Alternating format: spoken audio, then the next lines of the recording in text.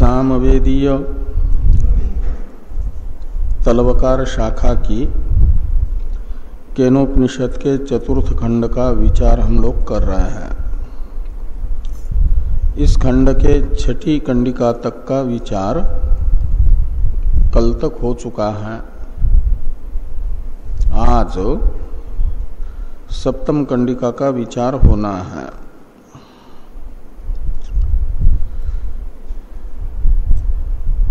प्रथम दो खंडों में उपनिषदों का परम तात्पर्य विषय जो निर्विशेष ब्रह्म है उसका उपदेश हुआ। प्रथम दो खंडों में निर्विशेष ब्रह्म का उपदेश आचार्य ने किया। निर्विशेष ब्रह्म विद्या है परम रहस्य। उपनिषद शब्द का अर्थ ब्रह्म विद्या है। निर्विशेष ब्रह्म विद्या भी और सविशेष ब्रह्म विद्या भी। द्वितीय खंड से तृतीय खंड से चतुर्थ खंड के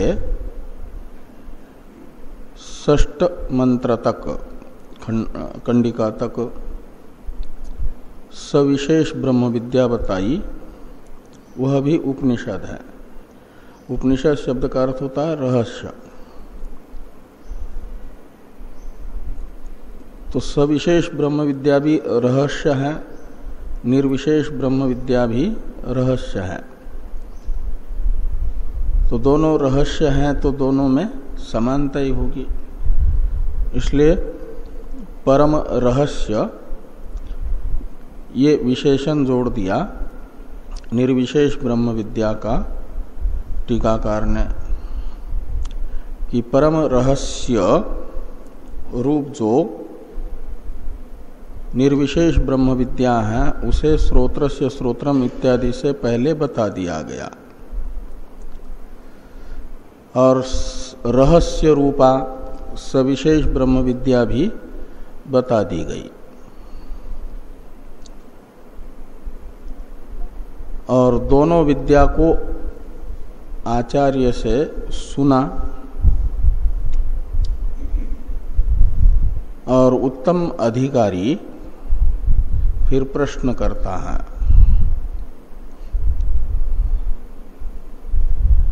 कि उपनिषद भो ब्रूहि। भो यानी हे भगवन आप उपनिषद यानी रहस्य को बताइए, परम रहस्य को बताइए। उपनिषद अर्थ है ब्रह्म विद्या। तो ब्रह्म विद्या का हमें उपदेश करिए। और ब्रह्म विद्या सुन करके फिर कह रहा है कि उपनिषद शब्दित ब्रह्म विद्या का उपदेश हमें करिए। आचार्य कहते हैं कि उक्ताते उपनिषद, तुम्हें तो ब्रह्म विद्या का उपदेश कर दिया है। कहा कौन सी है ब्रह्म विद्या? उपनिषद परम रहस्य। तो कहा ब्राह्मीम वाव ते उपनिषदम अब्रूम। तुम्हें हमने ब्रह्म विद्या ही, निर्विशेष ब्रह्म विद्या, ब्राह्मी शब्द से लेना निर्विशेष ब्रह्म विद्या रूप जो परम रहस्य है उसे श्रोत्रस्य श्रोत्रम इत्यादि से दो खंड के माध्यम से बता दिया। वही उपनिषद है, परम रहस्य है, वो बता दिया है। अब इस कंडिका का व्याख्यान रूप भाष्य है, इसे देखिए।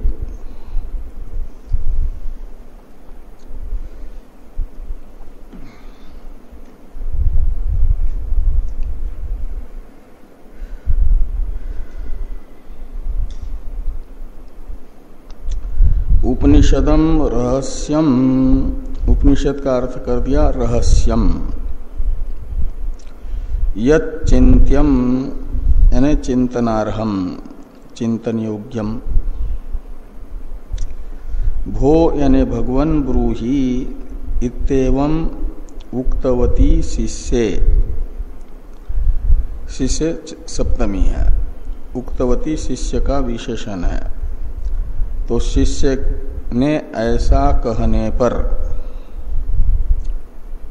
आचार्य से शिष्य ने इस प्रकार की प्रार्थना करने पर कि हे भगवान आप रहस्य बताइए, ऐसी प्रार्थना शिष्य ने की। उसके पश्चात आह आचार्य, आचार्य शिष्य की प्रार्थना के पश्चात कहते हैं कि उक्ता यानी अभीता ते तव उपनिषद, तो तुम्हें हमने रहस्य का उपदेश कर दिया है, परम रहस्य बता दिया है। तो शिष्य कहता है कि का पुनः सा, सा यानी उपनिषद का कौन सी है, कौन सी उपनिषद, कौन सा रहस्य आपने हमें बताया। तो कहा कि इत्याह यानी शिष्य का ऐसा प्रश्न होने पर आचार्य कहते हैं कि ब्राह्मीम वावत उपनिषदम अब्रूम, ये वाक्य है आचार्य का। तो ब्राह्मीम पद का विग्रह करके बता रहे हैं टीका भाष्कर भगवान कि ब्रह्मणः परमात्मनः इयम्, ब्रह्मण इयम् इति ब्राह्मीम, ऐसा विग्रह करिए। ब्रह्मणः इयम् तस्येदम, इस अर्थ में अनप्रत्यय होकर के ब्राह्मी शब्द बना।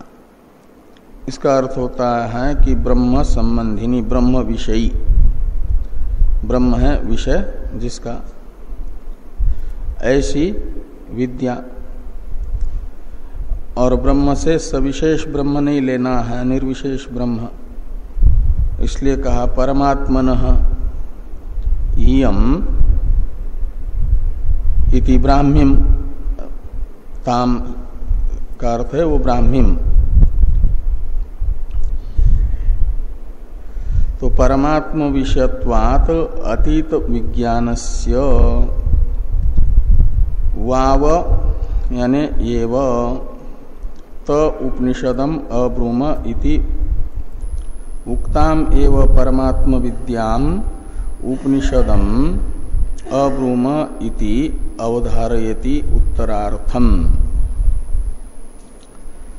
ते कहते हैं कि अतीत विज्ञानस्य परमात्म विषयत्वात्, जो अतीत विज्ञान है, अतीत विज्ञान यानी श्रोत्रस्य श्रोत्रम मनसो मनो यत इत्यादि के द्वारा उपदिष्ट ब्रह्म विद्या, वो है अतीत विज्ञान। प्रथम दो खंडों के द्वारा उपदिष्टा विद्या, उसी को यहाँ पर उपनिषद शब्द से भी लेना है, उसी को अतीत विज्ञान कहा जा रहा है, वही परम रहस्य है। तो अतीत विज्ञानस्य का अर्थ हुआ प्रथम दो खंडों के द्वारा उत्तम अधिकारी को बताई गई ब्रह्म विद्या, वह परमात्म विषयक होने से उसे ही उपनिषद कहते हैं, परम रहस्य कहते हैं, और वो हमने तुम्हें बता दी है। और वाव का अर्थ कर दिया एव, ते उपनिषदम अब्रूम यानी परमात्म विषयक परम रहस्य रूप विद्या तुम्हें बताई गई।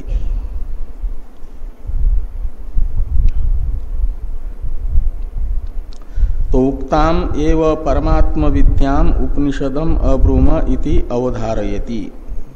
तो उपनिषदम अब्रूम इत्यादि वाक्य से भाष्कर भगवान यानी आचार्य मुख से श्रुति निर्धारण कर रही है, अवधारण कर रही है, यही उपनिषद है ऐसा,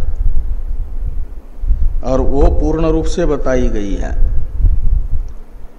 अभी कोई उसका सहकारी बताना या फल उपयोगी अंग को बताना बाकी नहीं रहा।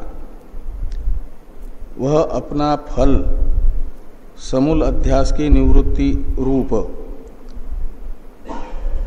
सिद्ध करती है बिना किसी सहयोगी के ही। जो पूर्व दो खंडों के द्वारा उक्ता ब्रह्म विद्या है उसका स्वरूप है अहम ब्रह्मास्मि, आत्मा ब्रह्म, तदेव ब्रह्मत्वम इत्यादि से बताया। अन्य देव तद विदिता तथो अविदिता अधि, इससे यही बताया है कि आत्मा ब्रह्म है। और ये जो आत्मा यानी मैं, तो मैं ब्रह्म हूँ, अहम ब्रह्मास्मि, ऐसा जो संशय विपर्य रहित अनुभव है, ये है ब्रह्म विद्या। और इसका फल है समूल अध्यास की निवृत्ति रूप मोक्ष। और इस अपने फल के संपादन में इसे किसी भी साधनांतर की या सहयोग्यंतर की अपेक्षा नहीं है। वह अकेली ही समूल अध्यास की निवृत्ति करने में समर्थ है। ऐसा हम पहले तुम्हें बता चुके हैं। ये यहाँ पर कह रहे हैं कि उक्ताम एव परमात्म विद्याम उपनिषदम अब्रूम इति अवधारयति। अवधारयति का कर्ता है आचार्य, आचार्य अवधारयति। सफल ब्रह्म विद्या का उपदेश तुम्हें हम कर चुके हैं। ऐसा अवधारण सात्वी कंडिका के द्वारा क्यों किया जा रहा है? तो कहते इसलिए कि उत्तरार्थम, उत्तर से लेना उत्तर ग्रंथ, और उत्तर ग्रंथ के द्वारा ब्रह्म विद्या जो समूल अध्यास की निवर्तक है, परम पुरुषार्थ मोक्ष की साधन है, वह कैसे प्राप्त हो जाए, जिस अधिकारी को प्राप्त हो सकती है, ऐसे अधिकारी की विशेषता बताई जा रही है। यानी ब्रह्म विद्या प्राप्ति के साधन उत्तर ग्रंथ के द्वारा बताए जा रहे हैं। सफला ब्रह्म विद्या तो बता दी गई। वो सफल ब्रह्म विद्या जिन साधनों से संपन्न अधिकारी में प्राप्त होती है, स्थित रहती है, उन साधनों का अष्टम कंडिका के द्वारा निरूपण करना है। तप कर्मादि को बताना है। तो ये तपादि साधन से संपन्न जो है, उसी में श्रोत्रस्य श्रोत्रम इत्यादि ग्रंथ का श्रवण करके अहम ब्रह्मास्मि ऐसा साक्षात्कारोदय होता है और वह स्थित होता है, फल पर्यवसायी साक्षात्कार होता है। इसलिए ब्रह्म विद्या प्राप्ति का साधन आगे वाले ग्रंथ से बताने के लिए यहाँ सफला ब्रह्म विद्या का अवधारण आचार्य कर रहे हैं। बता रहे कि यही वो ब्रह्म विद्या है, परम पुरुषार्थ का साधन। उत्तरार्थम, इतने का थोड़ा अर्थ करते हैं टीकाकार। इसे देखिए, परम रहस्यम श्रोत्रस्य श्रोत्रम इत्यादिना उक्तम एव उत्तरार्थम इति उत्तर ग्रंथेन विद्या प्राप्ति उपाय विधानार्थम उक्ता विद्या निरपेक्षा एव इति अवधारयति। श्रोत्र से श्रोत्रम इत्यादि ग्रंथ से उपदिष्टा विद्या ही परम रहस्य है, उपनिषद है।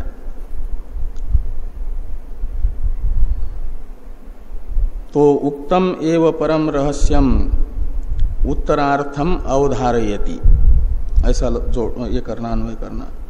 बीच में उत्तरार्थम जो भाष्यस्थ पद है उसकी व्याख्या करते हैं टीकाकार कि उत्तर ग्रंथेन विद्या प्राप्ति उपाय विधानार्थम उक्ता विद्या निरपेक्षा एव इति अवधारयति।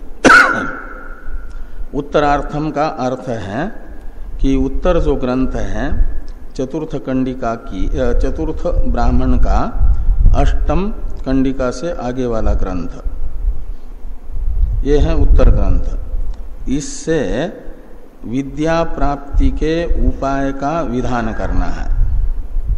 विद्या ने यही उपनिषद शब्दित ब्रह्म विद्या, और उसकी प्राप्ति के साधन को बताना है आगे वाले ग्रंथ से। इसके लिए यहाँ पर उक्ता विद्या निरपेक्षा एव, तो उक्त विद्या के द्वारा अपने फल संपादन में अपेक्षित साधनों को बताने के लिए उत्तर ग्रंथ नहीं है। जो उक्त विद्या है अहम ब्रह्मास्मि इत्याकारक साक्षात्कार, वह तो अपना फल समूल अध्यास की निवृत्ति में निरपेक्ष ही है, साधनांतर निरपेक्ष है। ऐसा अवधारण यहाँ पर आचार्य कर रहे हैं। ब्राह्मीम वावते उपनिषदम अब्रूम, इस वाक्य से ये यहां पर बताया गया। परमात्म विषयाम उपनिषदम इत्यादि का अवतरण है टीका में। अवधारणार्थत्वं प्रतिवचनस्य चोद्य मुखेन स्फुटयति परमात्म विषयाम इत्यादिना। तो अवधारणार्थत्वं प्रतिवचनस्य, तो जो प्रतिवचन है उत्तर वाक्य है आचार्य का शिष्य के प्रश्न का उत्तर रूप जो वाक्य है उसे कहा जा रहा है प्रतिवचन। वो है उक्ताते उपनिषद ब्राह्मीम वावत उपनिषदम अब्रूम, यह वाक्य। इस आचार्य के प्रतिवचन वाक्य में अवधारणार्थत्व को स्फुटयति यानी स्पष्ट करता है कि यह आचार्य का वाक्य ब्रह्म विद्या फल संपादन में साधनांतर निरपेक्षा ही है, इत्याकारक अवधारणार्थक ये वाक्य है, ऐसा स्पष्ट किया जा रहा है। स्फुटयति का अर्थ है प्रश्न द्वारा। मुख शब्द का अर्थ होता है द्वार, और चौद्य शब्द का अर्थ है प्रश्न, इसलिए चौद्य मुखेन यानी प्रश्न द्वारा, प्रश्न द्वारा इसी बात को स्पष्ट किया जा रहा है।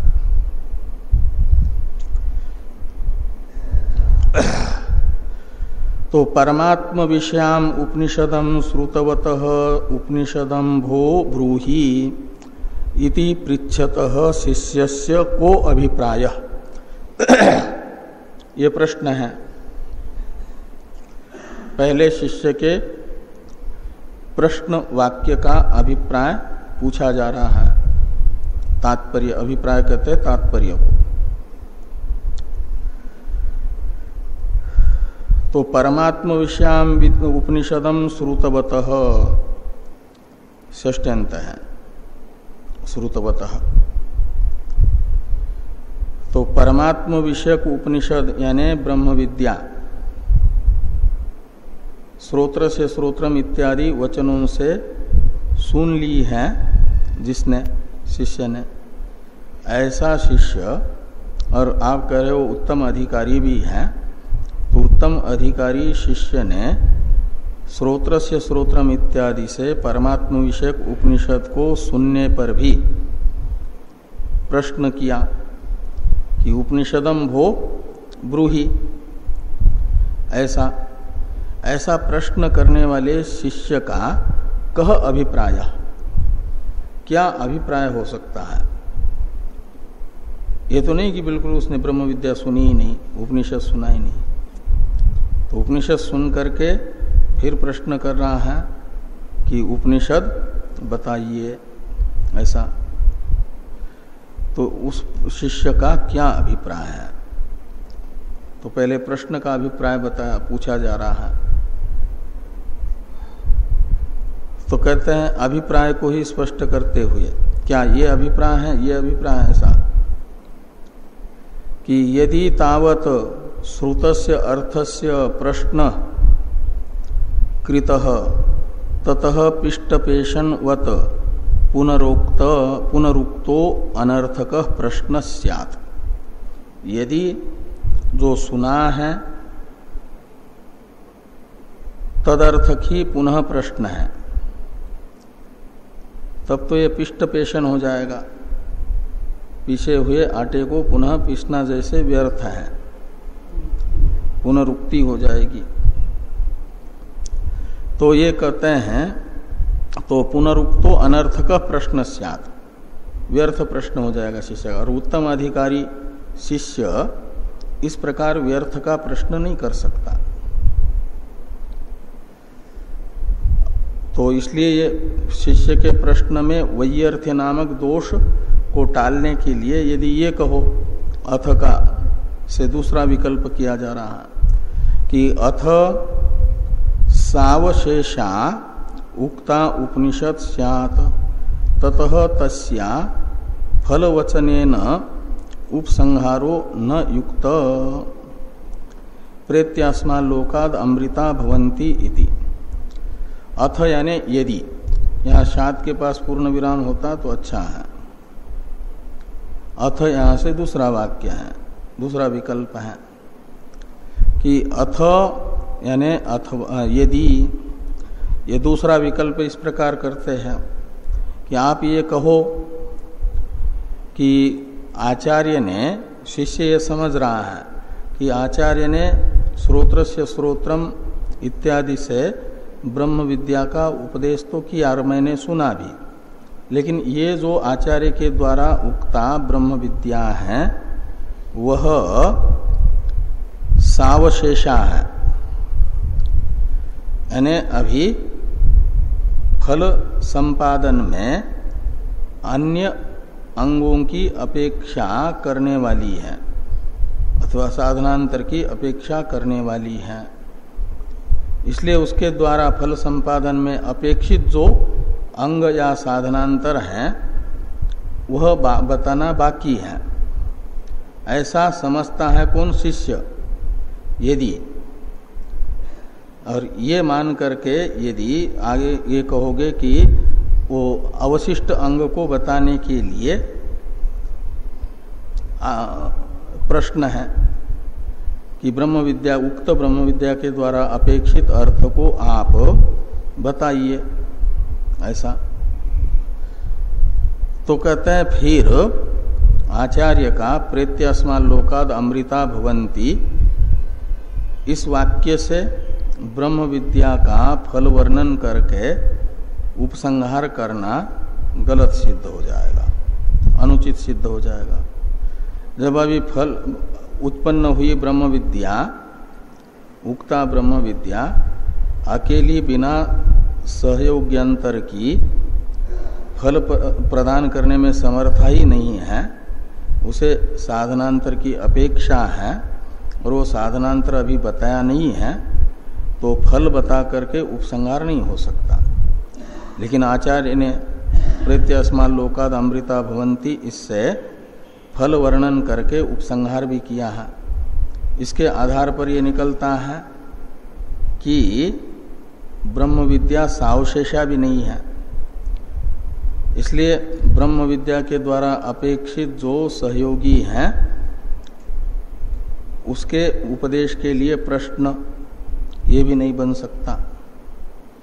ये कहा गया कि अथ सावशेषा उक्ता उपनिषद स्यात् ततः तस्या फलवचनेन उपसंहारो न युक्तः।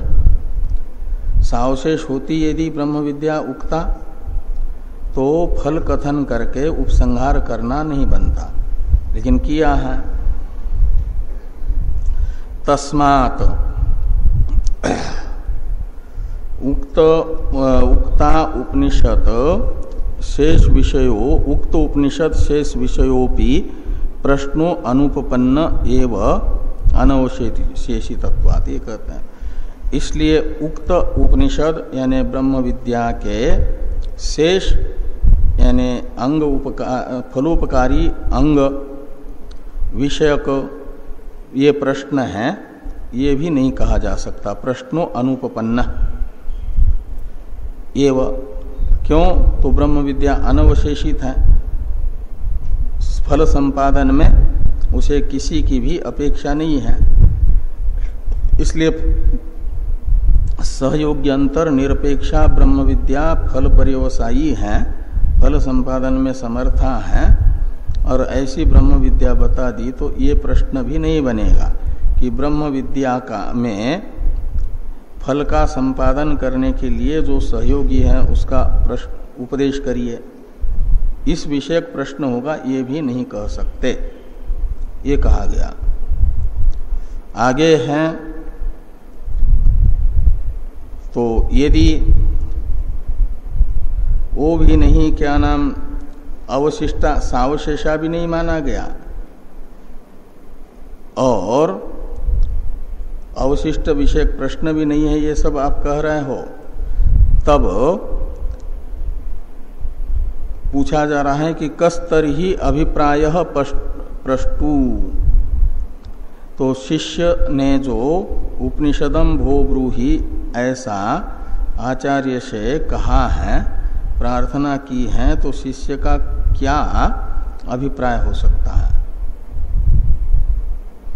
जो पहले बताना चाहते थे वो अभिप्राय तो होगा नहीं, तो क्या अभिप्राय होगा? ये हुआ प्रश्न यहां तक। इति उच्यते, इति शब्द तो प्रश्न के उपसंहार के लिए है। प्रश्न विषयक जो वाक्य है उसके अभिप्राय को स्पष्ट करने वाला जो प्रश्न। अब उच्यते इत्यादि से समाधान किया जा रहा है।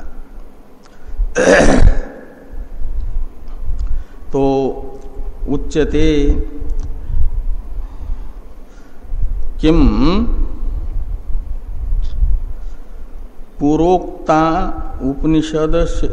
उपनिषद शेषतया तत्सहकारी साधनांतर अपेक्षा अथ निरपेक्षा एव सापेक्षा चेत अपेक्षित विषयाम उपनिषदम ब्रूहि अथ निरपेक्षा चेत अवधारय पिपलादवत नातः परम अस्ति इति एवं अभिप्रायः।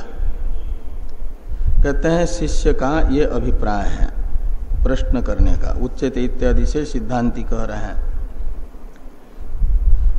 कि किम पूर्व शिष्य को अभी ये निश्चित नहीं है, श्रोत्रस्य श्रोत्रम मनसो मनोयत इत्यादि के द्वारा उक्ता ब्रह्म विद्या शेष के रूप में, और शेष शब्द का अर्थ है फलोपकारी अंग, फलोपकारी साधन। तो फलोपकारी साधन की अपेक्षा करती है ब्रह्म विद्या। जैसे दर्श पूर्णमास को अपना फल प्रदान करने के लिए दर्श पूर्ण प्रयाज आदि जो अंग हैं उनकी अपेक्षा होती है, उनको कहा जाता है फल उपयोगी अंग। तो दर्श पूर्णमास को अपना फल स्वर्ग अपने अधिकारी को प्रदान करने के लिए उसके अंगभूत प्रयाज आदि की जैसे अपेक्षा है, क्या ब्रह्म विद्या को भी ऐसे कुछ फलोपकारी अंगों की अपेक्षा है? यदि है तो वो अंग बताइए। अथवा कहते हैं तत्सहकारी साधनांतर अपेक्षा। तो तत्सहकारी इसमें सहकारी शब्द से लेना है प्रधान साधन, शेष शब्द से तो लेना है अंग रूप साधन। तो प्रयाज अनुयाज ये दर्श पूर्णमास के अंग है, और दर्श पूर्णमास पे होने वाले जो 6 प्रधान याग हैं, दर्श यानी अमावस्या, अमावस्या पर 3 याग होते हैं और पूर्णमासी पर 3 याग होते हैं, वे हैं प्रधान 6 याग। वे उनको अंग नहीं कहते हैं। तो जो प्रधान हैं वे भी अपने अधिकारी को फल देने के लिए इन 6 प्रधान यागों में से 6 को एक दूसरे की अपेक्षा है। 5 होने मात्र से भी स्वर्ग नहीं मिलेगा, 6 के 6 होने चाहिए। तो ये जो 6 प्रधान याग हैं दर्श पूर्णमास, ये जैसे अपने अधिकारी को अपना फल देने के लिए समान रूप से प्रधान भाव से अपेक्षा करते हैं एक दूसरे की, ऐसे ब्रह्म विद्या के समान ही कोई साधनांतर हो जिससे समुचित ब्रह्म विद्या मोक्ष प्रदान करती हो। जो समुच्चयवादी हैं उनके अनुसार तो ज्ञान कर्म समुच्चय मोक्ष का साधन है ना। ऐसे तो तत्सहकारी शब्द से लेना ब्रह्म विद्या का ब्रह्म विद्या के तरह ही प्रधान बन करके मोक्ष के प्रति उपकारी अंग साधन, उसकी अपेक्षा ब्रह्म विद्या को है। ये एक विकल्प है। अथ यानी अथवा निरपेक्षा यानी इन अंगों से तथा प्रधान साधनांतर से निरपेक्ष ही अकेली ब्रह्म विद्या अपना फल समूल अध्यास की निवृत्ति रूप प्रदान करती है, संपन्न करती है। तो अथवा निरपेक्षा ने फल संपादने निरपेक्षा एव उपनिषद, ये 2 विकल्प हुए। इनमें से यदि शिष्य ये समझ रहा है कि सापेक्षा चेत यदि ब्रह्म विद्या अपना फल संपादन करने के लिए अंग या प्रधान साधनांतर सापेक्षा है, तब तो अपेक्षित विषयाम उपनिषदम ब्रूहि, तो जिस अंगांतर की या प्रधान साधनांतर की अपेक्षा फल संपादन में ब्रह्म विद्या को है, वह अंगांतर या प्रधान साधनांतर आप मुझे बताइए। क्योंकि पहले तो शुद्ध ब्रह्म विद्या मात्र बताइए आपने, और उसे अपेक्षित फल संपादन में अंग या प्रधान साधन नहीं बताया, वो बताइए। ये प्रश्नकर्ता शिष्य का अभिप्राय है। और ये पहले विकल्प में। और अथ निरपेक्षा यदि द्वितीय विकल्प लेते हैं, ये कहते हैं कि ब्रह्म विद्या फल संपादन में निरपेक्ष ही है, उसको किसी साधनांतर की अपेक्षा नहीं है, तब तो कहते हैं अथ निरपेक्षा चेत अवधारय पिप्पलादवत नातः परम अस्ति इति एवं अभिप्राय। तो यदि उक्ता उपनिषद फल संपादन में साधनांतर निरपेक्षा ही है, तो जैसे आचार्य पिप्पलाद जी ने अपने पास आए हुए ब्रह्म जिज्ञासुओं की जिज्ञासा को शांत करने वाला उपदेश करने के बाद ये निर्धारण कर दिया, अवधारण कर दिया कि अतः परम नास्ति, यही परम रहस्य है, इससे आगे कुछ है नहीं, ऐसा आप भी अवधारण करिए कि साधनांतर या अंगांतर निरपेक्षा ही ब्रह्म विद्या फल संपादन में समर्था है, ऐसा उदाहरण करिए। ये शिष्य का अभिप्राय है। तो अथ निरपेक्षा चेत अवधारय पिप्पलादवत नातः परम अस्ति इत्येवं अभिप्राय। यह प्रश्नकर्ता शिष्य का अभिप्राय यानी तात्पर्य है। थोड़ी टीका है, टीका को देखिए।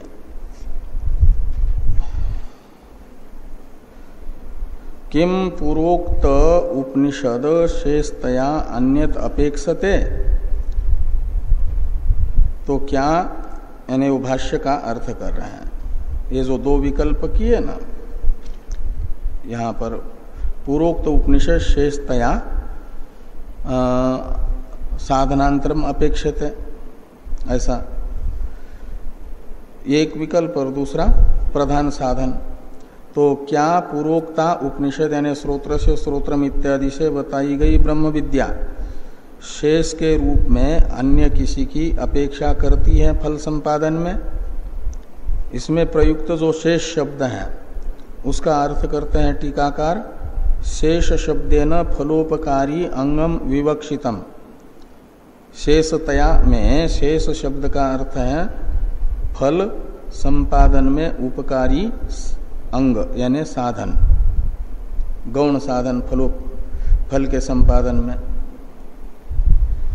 उसकी अपेक्षा ब्रह्म विद्या को है क्या? 4 नंबर टिप्पणी में टिप्पणीकार कहते हैं जैसे कि दर्शादे प्रयाजादि, तो दर्शादि को प्रयाजादि की अपेक्षा है। और तत्सहकारी साधनांतर अपेक्षा, इसमें सहकारी शब्द प्रयोग है ना, तो सहकारी शब्द से किसको लेना है वो बता रहे टीकाकार कि सहकारी शब्देन अनुपसर्जनम अपि समुच्चय अर्हम विवक्षितम।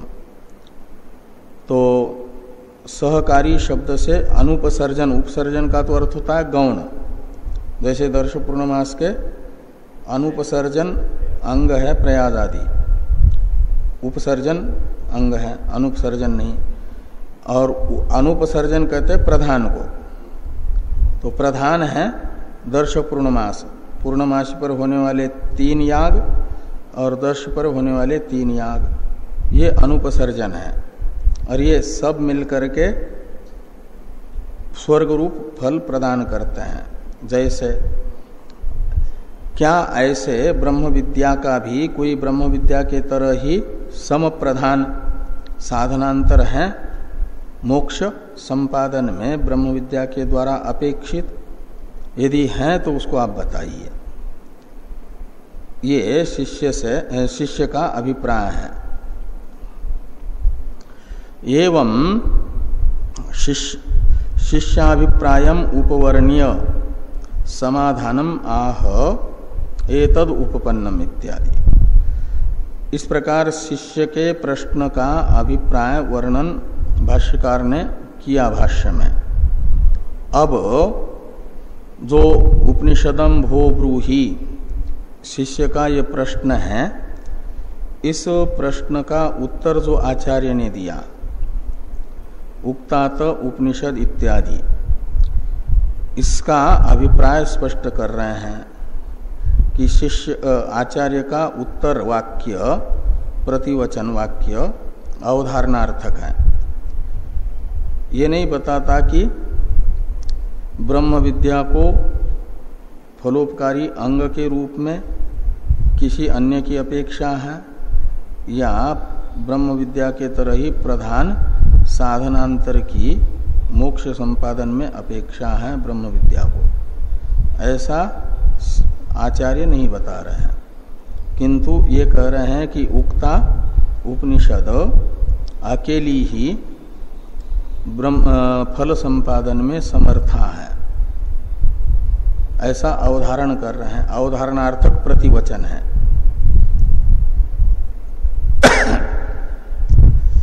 इसलिए टीकाकार ने अवतरण में लिखा एवं शिष्य अभिप्रायम उपवर्ण्य समाधानम आह एतद उपपन्नम इति।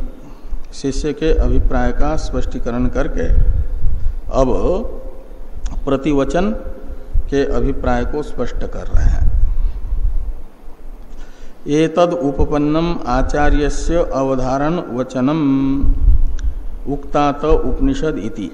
उक्ताते उपनिषद इति आचार्यस्य अवधारण वचनम उपपन्नम, ऐसा अन्वय करना।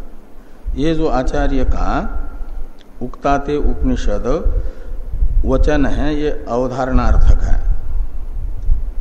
ये निर्धारण कर रहा है कि निरपेक्षा ब्रह्म विद्या ही मोक्ष का साधन है।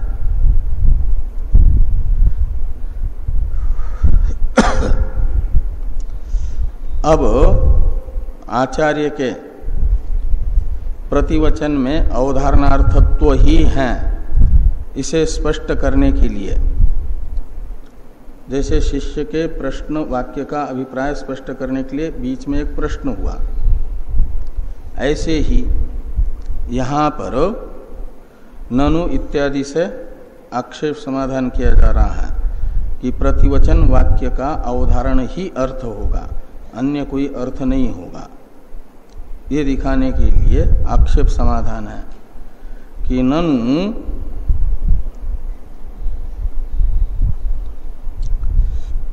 नावधारणम इदम, ये आचार्य का वाक्य अवधारणार्थक नहीं हो सकता, ये आक्षेप किया जा रहा है। क्यों? तो कहते यतः अन्यत वक्तव्यम इत्याह तस्य तपोदम इत्यादि सत्यम वक्तव्यम उच्यते इत्यादि, यहाँ तक है। यतो अन्यत वक्तव्यम इत्याह तस्य तपोदमः इत्यादि, यहाँ पूर्ण विराम हो तो उचित है कि नहीं? नए में हाँ प्रश्नार्थ है तो ठीक है, यहाँ वो पूरा वाक्य हो जाता है। कहते हैं जिस कारण से, यतः का अर्थ है अन्यत वक्तव्यम, दूसरा कथन वक्तव्य विषय भी तो बाकी है। तस्य तपोदमः इत्यादि, तो तस्य शब्द से लेना है, तस्य शब्द से ब्रह्म विद्या को। तो ब्रह्म विद्या के पूर्व पक्षी का अभिप्राय है सहयोगी के रूप में तप दम कर्मादि बताए जा रहे हैं। तो ये जो अष्टम कंडिका के द्वारा तपादि बताए जा रहे हैं वो ब्रह्म विद्या के फल संपादन में ब्रह्म विद्या के सहयोगी के रूप में बताए जा रहे हैं। इसलिए ब्रह्म विद्या को निरपेक्ष नहीं कह सकते। ये पूर्व पक्षी का कथन हुआ, शंका करने वाले का, आक्षेपकर्ता का। अब इस आक्षेप का समाधान करने के लिए लिखते हैं भाष्यकार भगवान कि सत्यम वक्तव्यम उच्यते आचार्येण। तो सत्यम यानी ये जो आप कह रहे हो कि अभी कुछ वक्तव्य विषय से बाकी है, शेष है, और उसको आचार्य अष्टम कंडिका आदि से बता रहे हैं, ये तुम ठीक कह रहे हो। लेकिन जो बता रहे हैं आचार्य वह ब्रह्म विद्या को फल संपादन में अपेक्षित अर्थ के रूप में नहीं बताया जा रहा है। ब्रह्म विद्या के साधन के रूप में बताया जा रहा है, ब्रह्म विद्या के सहयोग फल संपादन में सहयोगी के रूप से नहीं बताया जा रहा।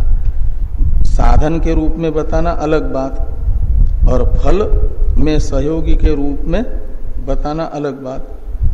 तो हम तो ये कह रहे हैं कि फल संपादन में ब्रह्म विद्या निरपेक्षा है, ऐसा अवधारण आचार्य कर रहे हैं। इस अवधारण के साथ तस्य तपः दमः कर्म इत्यादि कंडिका का कोई विरोध नहीं है, क्योंकि ये कंडिका तो ब्रह्म विद्या की प्राप्ति का साधन तपादि है करके कह रही है। तो ब्रह्म विद्या के साधन के रूप में तपादि का वर्णन करने वाले ग्रंथ के साथ ब्रह्म विद्या को फल संपादन में निरपेक्ष बताने वाले आचार्य के वचन का, अवधारण वचन का कोई विरोध नहीं है। इस अभिप्राय से लिखते हैं कि सत्यम वक्तव्यम उच्यते आचार्येण न तो उक्तोपनिषद शेषतया तत्सहकारी साधनांतर अभिप्रायण वा। तो उक्ता जो उपनिषद है अहम ब्रह्मास्मित्याकारक ब्रह्म विद्या, उसके फलोपकारी अंग के रूप में तपादि को आचार्य के द्वारा नहीं बताया जा रहा है, या तत्सहकारी साधनांतर यानी ब्रह्म विद्या के तरह ही प्रधान के रूप में, मोक्ष के प्रधान साधन के रूप में तपादि को आचार्य के द्वारा नहीं बताया जा रहा है।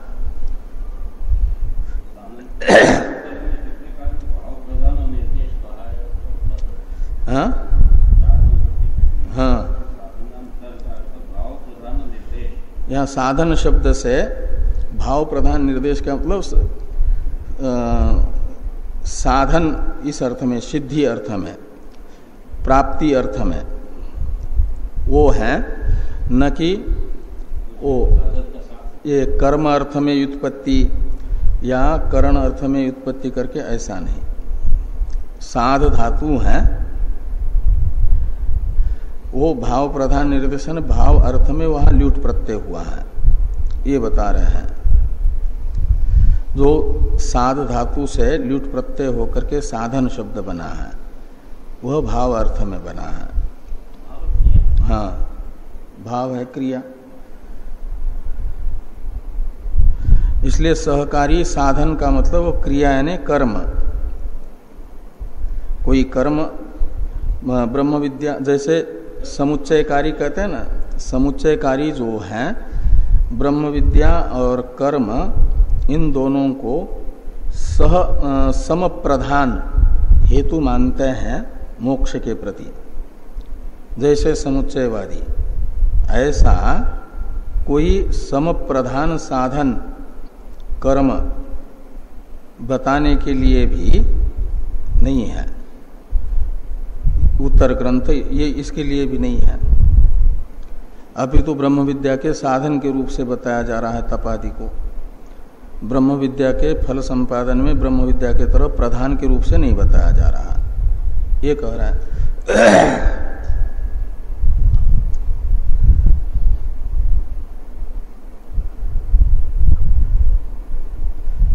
तो किंतु ब्रह्म विद्या, तो ये जो तपादि हैं इनको ब्रह्म विद्या के फलोपकारी अंग के रूप में या ब्रह्म विद्या के तरह मोक्ष में प्रधान साधन के रूप में नहीं बताया जा रहा है।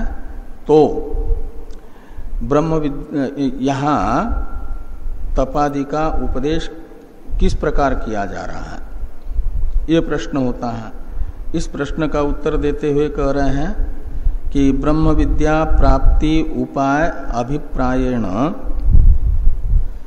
तपादि का वर्णन अष्टम कंडिकादि के द्वारा हो रहा है, वह ब्रह्म विद्या के प्राप्ति के साधन के रूप में, उपाय यानी साधन, प्राप्ति के उपाय, फल संपादन के उपाय नहीं, ब्रह्म विद्या के उत्पत्ति के उपाय। ब्रह्म विद्या प्राप्त होगी तपादि साधनों से संपन्न साधक को, साधक में ब्रह्म विद्या आएगी, ये बताने के लिए उत्तर ग्रंथ है। कहा ये कैसे आपको निश्चित हुआ कि ब्रह्म विद्या के फल संपादन में उपयोगी तपादि नहीं है, अपितु ब्रह्म विद्या की प्राप्ति में उपयोगी है, इसका निर्धारण आपने कैसे किया? कहते इस प्रकार हुआ कि वेदैहि तद अंगैश्च सह पाठेन समीकरणात् तपः प्रभृति नाम। तप प्रभृति नाम में तप और प्रभृति शब्द का अर्थ होता है आदि, तो आदि शब्द से दम और कर्म को लेना। तो ये जो तप दम और कर्म है, इनमें इनका उपदेश ब्रह्म विद्या प्राप्ति के साधन के रूप में है, ब्रह्म विद्या के फल संपादक साधन के रूप में नहीं। ये निर्धारण हम इसलिए कर रहे हैं कि वेद तथा वेदांगों के साथ तपादि का पाठ है, और ये निश्चित है कि वेद या वेदांग ये मोक्ष संपादन के साक्षात साधन नहीं है। वेद मोक्ष संपादन का साधन नहीं है। मोक्ष का साक्षात जो साधन है ब्रह्म विद्या, उसका साधन बनता। ऐसे हाँ, ज्ञान की उत्पत्ति में साधन है, मोक्ष प्राप्ति में साधन नहीं, मोक्ष के संपादन में साधन नहीं है, साक्षात साधन नहीं है।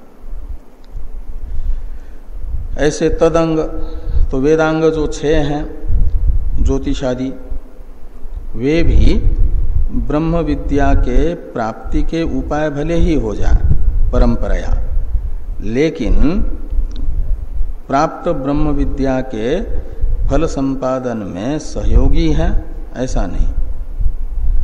और ऐसे जिनमें मोक्ष साधनत्व का निर्धारण नहीं है, मोक्ष के असाधनत्व का निर्धारण है, ब्रह्म विद्या के प्राप्ति का साधनत्व का निर्धारण है, न कि मोक्ष प्राप्ति मोक्ष के साधनत्व का। ऐसे वेद तथा वेदांगों के साथ तप, दम और कर्म का पाठ होने के कारण माना जाएगा कि वेद और वेदांग के तरह ही तप, दम और कर्म भी ब्रह्म विद्या के प्राप्ति के अंग हैं, ब्रह्म विद्या के फल के संपादक नहीं है। ये सिद्धांति ने कहा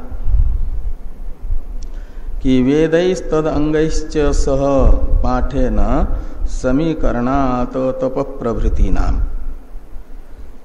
और वेद और वेदांग में मोक्ष साधनत्व तो नहीं है, इसे स्पष्ट कर रहे हैं आगे कि नहीं वेदानाम शिक्षादि अंगानांच साक्षात ब्रह्म विद्या शेषत्वम तत्सहकारी साधनत्वम वा। हाँ, यहाँ पूरा वाक्य होना चाहिए। हाँ, संभवती ठीक है। हाँ, तो ठीक वाक्य पूरा यहाँ होना चाहिए। संभवती क्रियापद लिख हो तो और भी अच्छा है, और वाक्य पास वाक्य पूरा है। सह पठितानाम अपि इत्यादि से तो दूसरी एक शंका आ रही है। तो वह न, हाँ, न शुरू में ही है, तो संभवती यहाँ पर लिख करके पूरा वाक्य होना चाहिए कि वेदानाम शिक्षादि अंगानांच, वेद और शिक्षादि जो अंग है, शिक्षा, व्याकरण, निरुक्त और हाँ छंद, ज्योतिष, इनमें साक्षात ब्रह्म विद्या शेषत्व यानी ब्रह्म विद्या के फलोपकारी अंगत्व वेद तथा वेदांगों में नहीं है, या तत्सहकारी साधनत्व यानी ब्रह्म विद्या के तरह प्रधान साधनत्व भी मोक्ष का नहीं है, संभव नहीं है। इसलिए इनके साथ पठित तपादि को भी इन्हीं के तरह ब्रह्म विद्या के फलोपकारी अंग भी नहीं माना जाएगा, और ब्रह्म विद्या के फल के संपादक प्रधान साधन भी नहीं माना जाएगा। अपितु जैसे वेद तथा वेदांग ब्रह्म विद्या प्राप्ति के साधन है, ऐसे तप, दम और कर्म भी ब्रह्म विद्या प्राप्ति के साधन होंगे, न कि फलोपकारी अंग या प्रधान फलोपकारी साधन।